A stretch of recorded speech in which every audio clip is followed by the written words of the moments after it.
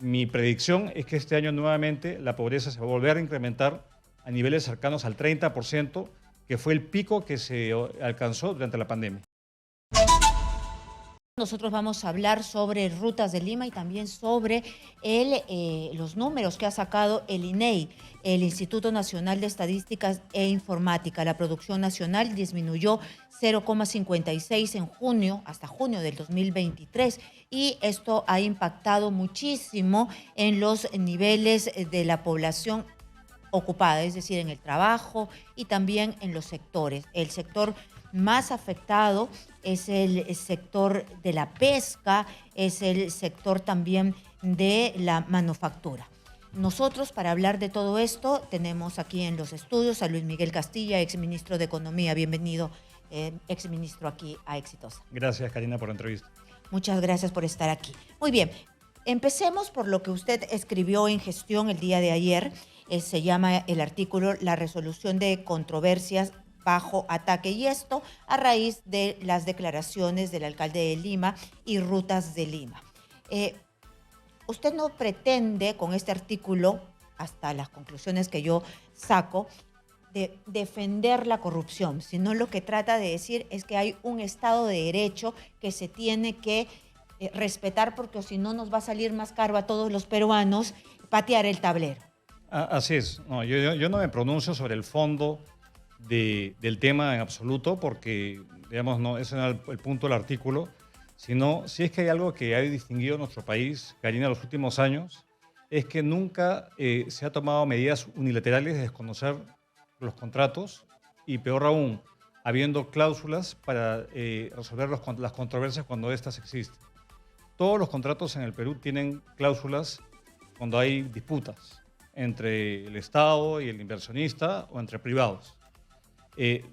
Todos los contratos de concesión, asociación público-privada, tienen dos opciones. O se van al Poder Judicial, que es largo y puede tomar mucho tiempo, o se van a arbitraje internacional, que de hecho es un derecho que está establecido en la propia Constitución. Entonces, la crítica a la actitud del alcalde de Lima, que de hecho yo saludo su rectificación el día de ayer, donde él dice que no va a tomar acciones unilaterales, y eso creo que es positivo, es que no puede tirar por la borda estos mecanismos de solución de controversias, que de hecho han sido muy efectivos y han habido muchos laudos que han favorecido la opción del Perú. Cuando esto se ha llevado al CIADI, a sede internacional, en distintos casos los árbitros han laudado y han favorecido la posición peruana. Pero ahí priman dos aspectos que los árbitros resaltan del Perú, que es un país que cumple los laudos, por un lado, y que actúa de buena fe. Y creo que ni uno ni lo otro estaban siendo cumplidos por el alcalde de Lima. Entonces creo que esto, en un contexto en el cual la economía se está retrayendo, la inversión privada cae, y esto puede afectar el bienestar del país, hace flaco favor a los esfuerzos del gobierno de atraer inversión y revertir esta situación de recesión en la cual nos encontramos. Pero ¿cómo explicarle a toda esa población que sí está de acuerdo y que sí ha visto en efervescencia la corrupción de Odebrecht? Además que hay una población directamente perjudicada por los peajes, que no puede irse ni salir ni entrar de su casa, y que estaba esperando una promesa de campaña que sea cumplida. Es decir, que cumpla, que por la corrupción se dé por cerrado, que se dé por acabado este contrato. Mire, Karina, estamos en un Estado de Derecho donde hay contratos, hay leyes que se tienen que cumplir, y promesas demagógicas en el fragor de una campaña. Uno tiene que ser consciente que si uno promete algo y no lo puede cumplir, bueno, trae una reacción, digamos, de una población que se puede sentir defraudada. Lo que el alcalde prometió, vemos que hasta la fecha no lo ha podido cumplir, y hay razones para ello. Entonces, creo que nos hacemos flaco favor al margen de la causa de la controversia. Y para eso existen instituciones, el Poder Judicial, el arbitraje, para definir si ha habido o no ha habido, digamos, el causal que se está invocando para interrumpir ese contrato de concesión.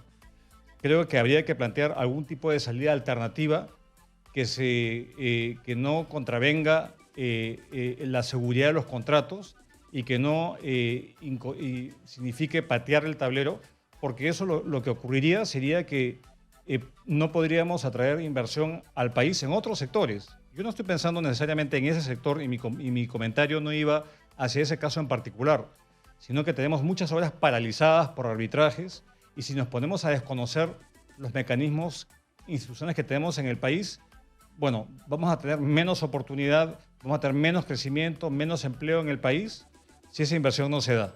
Lo que no quiere decir que si hay un problema hay que resolverlo, pero sin patear el tablero, que es el punto del artículo.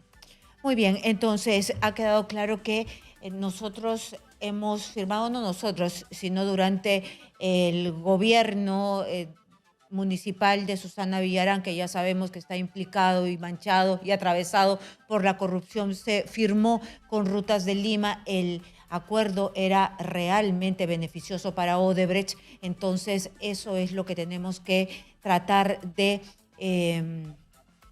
no sé si traerlo abajo, pero por lo menos tratar de pelear, pero en los fueros correspondientes, porque si no nos puede salir más caro, ¿no?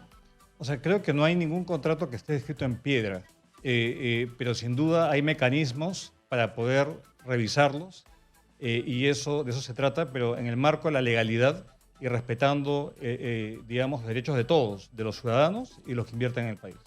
Muy bien, ahora vamos a cerrar ese tema que es bastante espinoso porque se han generado expectativas que no se van a poder cumplir, tanto es así que el día de ayer ha dado marcha atrás el alcalde de Lima diciendo que no se va a salir del marco de la ley, y el marco de la ley es lo que dice el contrato ley, ¿no? Que es mediante un arbitraje o si no el Poder Judicial que avanza muy, muy lento. Ha salido este informe del Instituto Nacional de Estadística e Informática y me gustaría que usted nos ayude a entenderlo, ¿no? Porque impacta muchísimo en el tema de los sectores productivos. Aquí me llama la atención que el sector de la pesca registra una baja del 68.93% en este año, ¿no? En lo que va en este año. ¿Por qué? ¿Por qué tan poco? Si nosotros tenemos un mar riquísimo, ¿qué es lo que ha pasado? El Niño. Hay una veda que ha hecho que no se pueda pescar anchovetas en todo lo que llevamos del año. Y esto es típico cuando ocurre un calentamiento del agua vinculado al fenómeno del Niño. Si uno ve las cifras, Karina, de crecimiento, todo se ha contraído, todo está en rojo, a excepción de la minería y a excepción de los sectores vinculados al consumo, servicios, comercio. Fuera de eso, el resto se ha contraído. Parte es el Niño, la caída en el sector agrícola, las heladas, responden a un fenómeno climatológico, pero también hay algunos sectores que se han visto afectados por falta de confianza. Sector que la manufactura, por ejemplo, se ha contraído de manera significativa, tanto las vinculadas a sectores primarios como no primarios. El sector de la construcción, que es tan intensivo en mano de obra, ha caído de manera fuerte y en particular la autoconstrucción, aquellas mejoras en vivienda que hacen las propias personas, eso ha caído. Y esto pese al esfuerzo del gobierno de meterle más plata a la obra pública, eso no ha sido muy efectivo hasta la fecha. Entonces estamos 6 meses del año lamentablemente en una situación mala. Ahora, lo positivo es que ya estamos en el mes de agosto y hay señales que las fuentes del menor crecimiento comienzan a revertirse. Las minas se paralizaron al comienzo del año, el turismo se fue por la convulsión social y política, cosa que ya no ocurre. Esperemos que así continúe. Y un fenómeno que afectó en general a todo el país fue la alta inflación, y la alta inflación está comenzando a descender. Entonces creo que hay que contextualizar estos números. El segundo semestre va a ser mejor que el primero, pero probablemente crezcamos una tasa muy baja que impida generar suficiente empleo y seguir reduciendo la pobreza. Mi predicción es que este año nuevamente la pobreza se va a volver a incrementar a niveles cercanos al 30%, que fue el pico que se alcanzó durante la pandemia. Muy malas noticias, 30%, y además más pobreza quiere decir que más peruanos no van a tener que comer y que en realidad se va a sufrir demasiado. Usted me habló del tema de manufactura y esto me llama la atención porque estaba leyendo yo, ayer se hacía un anuncio desde el Ministerio de la Producción. Sector manufactura, según el INEI, disminuyó en 14,64% y están diciendo que van a hacer un shock de inversiones y que en este programa enmarcado en Te Compro Perú, ¿no? Pero hace un tiempo yo hablaba con los productores de gamarra y nos decían que les vienen ofreciendo que van a comprar todas las prendas de vestir, por ejemplo, de la Policía Nacional y todo lo que compra el Estado, pero hasta ahorita no les compran ni una prenda. ¿Qué pasa? ¿Cuál es ahí el escollo, que el hueco, la complicación que no deja comprar el Estado cosas que se necesitan para la policía, por ejemplo, o para los hospitales y que no terminan de cristalizarse? Mire, usualmente una de las estrategias para apoyar a las pymes son las compras públicas. Y tienen que ser compras públicas de cuestiones que sean, digamos, escalables, como uniformes, algunos implementos, zapatos, algunos implementos de colegio, carpetas. Pero eso lamentablemente no llega al grueso de las pymes en el país. Esos son programas que llegan pues, a 50.000 pymes, a 20.000, 30.000, y tenemos más de 3 millones de pymes en el país. Y muchas de ellas en problemas. El alcance es muy pequeño. La otra alternativa que el gobierno está apostando es a darle líneas de financiamiento con garantía del Estado, vale decir, reducir el costo del financiamiento para este segmento, que es el 99% del tejido empresarial nacional, de hecho, y que genera el 60% del empleo. Lamentablemente, cuando estos recursos se intermedian a través de las entidades financieras, de los bancos, tienen que pasar por una evaluación de riesgos y esto hace de que se filtre y solamente los que tienen capacidad de repago puedan acceder a estos recursos. Entonces ahí no hay mayor alternativa que justamente propiciar un mayor crecimiento de la inversión privada en el país. Si hay mayor inversión privada, hay mayores ingresos y eso fomenta que justamente se genere una demanda que hoy día está represada. Y esto jala a todas las empresas, las pequeñas y las grandes, cosa que no está ocurriendo y no ocurre más allá de estas políticas bien intencionadas, es porque vivimos en un entorno de altísima desconfianza. No tenemos un horizonte claro respecto a qué prever en el tema político, un gobierno que es frágil, un Congreso que es totalmente desconectado de la realidad de la población y un horizonte con riesgos, como el Niño en la segunda mitad del año, pero vamos que lo que se requiere es cambiar ese sentido de desorientación que está primando en el país y tener claridad, y esa más estabilidad va a hacer que la economía crezca nuevamente, ojalá, y eso jala la demanda de las pymes y de todas las empresas en el país. Es un día donde tenemos mucha información en números, ¿no? Gestión ha publicado el barómetro de los CEOs, ¿no?, de Ipsos, una encuesta de los gerentes generales. Dice que el 63% de CEOs considera limitadas las medidas económicas del gobierno.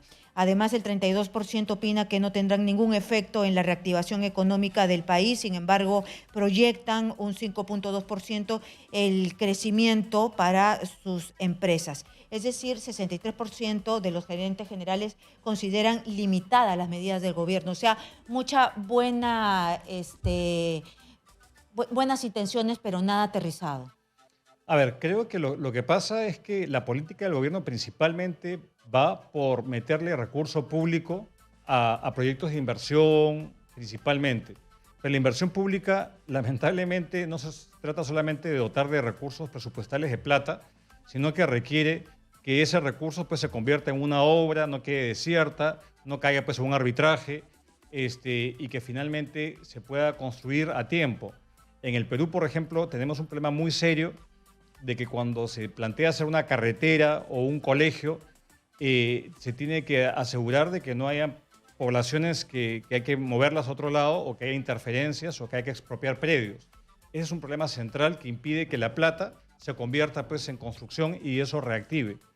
Que es un ejemplo claro de por qué el Estado no está funcionando, especialmente a nivel municipal, donde está el grueso de la apuesta de inversión pública en el país. Entonces, lo que los empresarios reclaman, más allá de dar recursos públicos, es crear un entorno de estabilidad y comprarse ciertos pleitos. Conseguir permisos municipales es un vía crucis. Un calvario. Un calvario. Para las empresas mineras que hoy día están parando la olla del país, conseguir los permisos de aprobación de sus licencias de funcionamiento, permisos ambientales y sociales, se torna muy, muy difícil si incumplen los plazos legales y no pasa nada. Entonces es tomar mayor conciencia que si no comenzamos a hacer mucho más amigable el entorno de negocios, se van a perder estas oportunidades y eso justamente es lo que reclaman los empresarios del país. 16%, según el INEI, se incrementó la producción del sector de minería e hidrocarburos. ¿Cómo así? Porque pareciera que en el gobierno de Pedro Castillo y cuando se hacen las cosas mal no se ve en el momento, sino que deja una larga estela, ¿no?, que se ve en el futuro. Cuando se habló de la estatización, cuando se hizo casi imposible la inversión en minería o que vengan a explorar, ¿no?, porque se necesita renovar estos estudios para que hayan inversiones a futuro. Parecía que no íbamos a tener mejoras en la minería, pero aquí estamos viendo que es lo que usted me acaba de decir, que está parando la olla. Entonces, ¿se está recuperando poquito a poquito o estamos viendo en realidad un espejismo porque no han venido nuevas inversiones? ¿Qué es lo que pasa en realidad con la minería? Es un solo proyecto. Es el proyecto Quellaveco, que de hecho tuvo algunos problemas para empezar a inicios del año y es nueva producción que no existía y son inversiones que se tomaron hace tiempo y que ahora estamos viendo los frutos. Pero no hay nueva inversión relevante, no hay ningún otro proyecto que esté en cartera y por eso la inversión en minería este año se está contrayendo a 2 dígitos. Entonces, justamente todo este mal manejo de conflictos, todos estos permisos y licencias y estos anuncios del gobierno anterior, lo que han hecho es que han hecho al país menos atractivo a la inversión minera. Entonces, hoy día está parando la olla, pero todos los años teníamos más o menos flujos en el mejor de los momentos de 7.000, 9.000 millones de dólares de inversión minera todos los años. Y eso se ha reducido a una fracción. Entonces, lo que necesitamos es esos anuncios que muchos quisieran invertir en el país, en cobre, en muchas otras metales que tenemos, se materialicen, en tanto haya pues un Estado que logre aprobar a tiempo muchos de los permisos y que también que la población sienta los beneficios, que es otro de los grandes problemas que tenemos. Hay mucho rechazo, muchas veces desinformado a la población que ve que aquellos que reciben canon, minero o regalías, pues no lo gastan en cerrar la brecha en agua potable y sí construyen pues un palacio municipal o una piscina temperada a 4.000 metros de altura. Entonces hay una desconexión nuevamente entre la autoridad que recibe la renta minera y satisfacer las necesidades de la población y son movimientos antimineros o demagogos que se instalan y que ahuyentan a la inversión y eso es lo que lamentablemente estamos viendo en nuestro país. Sí, claro, porque algunas veces hay personas o líderes que utilizan estas incomodidad o plataformas de lucha para darse a conocer después nacionalmente y terminan siendo, no sé, los candidatos de algún partido político extremista. Bueno, para que las personas que de repente están escuchándonos y dicen, pero estas son cifras macro, a mí casi no me perjudican, sí les perjudican, porque esto ha hecho que el empleo se retraiga, ¿no? Cuando no hay inversión, no hay empleo. Nosotros tenemos en la actualidad, según este mismo reporte del Instituto Nacional de Estadística e Informática, una población ocupada de 17 millones de personas. Somos 33 millones a grosso modo, ¿no? Se ha retraído en estos últimos meses, en este primer semestre del año, en más o menos 54,000 personas que tienen menos empleo. Y eso estamos hablando de los empleos formales, ¿no? Que es así chiquitito nada más. Y para que sepan ustedes, y después quiero que me dé su lectura técnica política, porque usted ha sido ministro, es que la ciudad de Puno presenta la tasa más alta de desempleo. la más alta, Puno con 15,3 de la población económicamente activa desempleada. Luego le sigue Moquegua, luego le sigue Cusco, Huancayo, Cajamarca y Huánuco. Esos son los principales. Y son ciudades que están al sur, que han tenido mucha convulsión. Sí, eso es lamentable porque finalmente estas protestas sociales han perjudicado a la gente más pobre, que no tiene empleo. Y lo que tenemos principalmente en el país, más que la tasa de subempleo, es la tasa de informalidad. Porque Puno, a la par que tiene 15% de desempleo, tiene más de 90% de empleo informal, que gana menos. Entonces esa precarización es autoinfligida por líderes, creo que irresponsables, que no miden las consecuencias de sus actos. Pero en el país, y para que la gente entienda con claridad, porque a veces se habla de puntos porcentuales de crecimiento y no se entiende, la verdad que ¿qué significa crecer un punto menos en el país? Un punto menos significa 200.000 puestos de trabajo que se dejan de crear. A inicios de este año, todos pensábamos que íbamos a crecer 3% y probablemente acabemos creciendo 1%. ¿Qué significa eso? 400.000 puestos de trabajo que no se van a crear. Puestos de trabajo formales y de calidad. Lo que se cree es subempleo y son trabajos para actividades de baja calificación que pagan menos. Entonces, si a eso le sumamos el hecho que la inflación va a ceder, pero lentamente, la capacidad adquisitiva de la familia peruana pues, se ve mermada. Y eso es lo que explica este descontento y esta sensación de precariedad que muchas familias sienten el día de hoy. Muy bien, entonces usted me está diciendo que de acuerdo a los puntos que la gente dice y lo ve de manera así muy gaseosa, un punto menos son 200.000 puestos de trabajo menos y también es la posibilidad de mucha gente de salir de la extrema pobreza o de la pobreza, ¿no? Entonces, mucho depende esos puntos de crecimiento. Acá hay un artículo en gestión también de Eduardo Jiménez Sánchez, de Macrocónsul, ¿no? Entonces, él dice, se acabó el milagro, porque a nosotros nos conocían como un milagro latinoamericano, ¿no? Porque habíamos crecido muchísimo, y él se basa en las cifras, indican que la economía peruana a este ritmo de crecimiento quedaría atrapada en la llamada trampa del ingreso medio.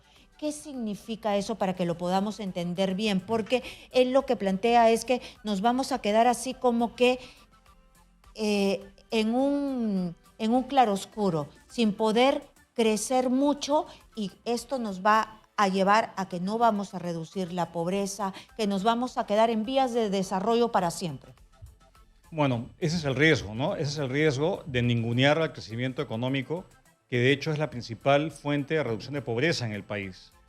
El Perú tuvo un desempeño muy destacado de reducir la pobreza de 60% a 20% en 20, 25 años. Eso es una reducción notoria de la pobreza y también se redujo la desigualdad, cosa que muchos no dicen.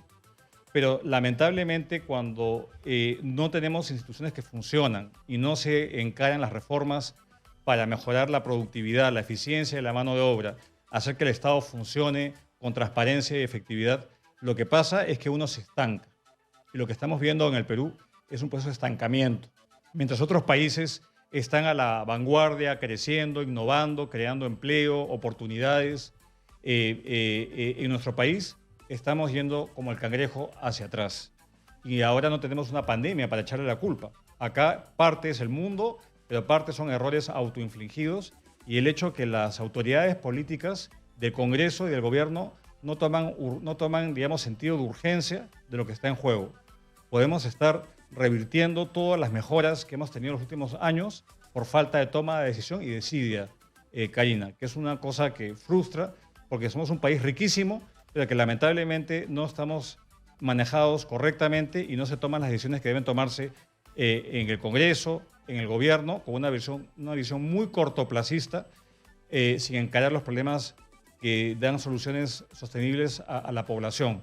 Entonces, vivimos al día a día y viendo, digamos, cómo apagamos, cómo tapamos goles o cómo salimos a parar la olla, pero se ha perdido en el Perú esa sensación de progreso que teníamos hace unos años, que nos hacía pues, pensar que éramos un país en vías de desarrollo y el riesgo es el estancamiento y la reversión social. Y una última consulta. ¿Y esta desidia, acompañada quizás también de falta de muñeca, corrupción, hace que también estas bandas organizadas vean el desorden, vean el caos de un país y vengan y nos ataquen y cada vez un país se vuelva más inseguro y que vean tierra fértil para hacer sus fechorías?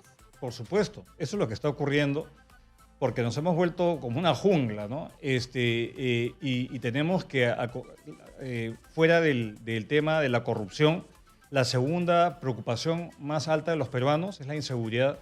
Y eso no solamente afecta a las víctimas de eso, sino afecta a la posibilidad de atraer capitales a un país que es inseguro, no solamente jurídicamente, como hablábamos en el caso del alcalde, sino un país que es inseguro digamos, a la integridad personal de las personas que viven acá. Entonces es un tema bastante serio y lo peor de todo es que en estas circunstancias es fácil caer ante promesas populistas, vamos a poner mano dura, vamos a importar las propuestas del señor Bukele, vamos a meter a todos presos. Esas son promesas vacías de contenido, porque no se van a poder sostener en el tiempo. Entonces creo que hay temas muy serios que tienen que plantearse soluciones más que retóricas y promesas fáciles que se las lleva el viento. Entonces tenemos una oportunidad de efectivamente no solamente reflexionar, sino actuar convocando a expertos y convocando un consenso nacional respecto a estos temas que efectivamente afectan el bienestar de la gente. Nos hemos olvidado que el gobierno, las personas que estamos en entidades privadas, centros de investigación, el empresariado, finalmente se debe al bienestar ciudadano y eso lamentablemente está pasando a segundo plano en nuestro país. Muy bien, muchísimas gracias a Luis Miguel Castilla. Ha estado aquí el exministro de Economía dándonos su punto de vista cómo está nuestro país, principalmente en materia económica. Muchas gracias.